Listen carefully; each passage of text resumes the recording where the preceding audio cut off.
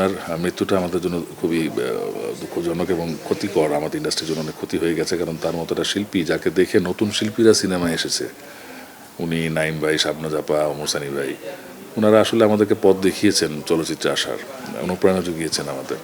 তার চলে যাওয়াটা আসলে আমাদের জন্য খুব কষ্টের এবং বেদনার।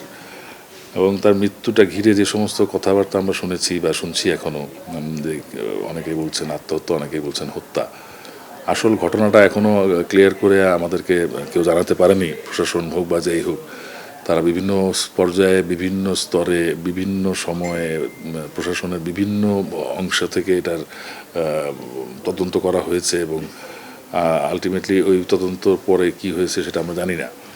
তো এখন যেহেতু আবার নতুন করে তদন্ত হচ্ছে, আমি বলবো যে তদন্তটা সঠিক হোক, সুন্দর হোক, অপরাধী যে সে শাস্তি পাক, যদি এটা অপরাধ হয়ে থাকে, যদি এটা হত্যা হয়ে থাকে।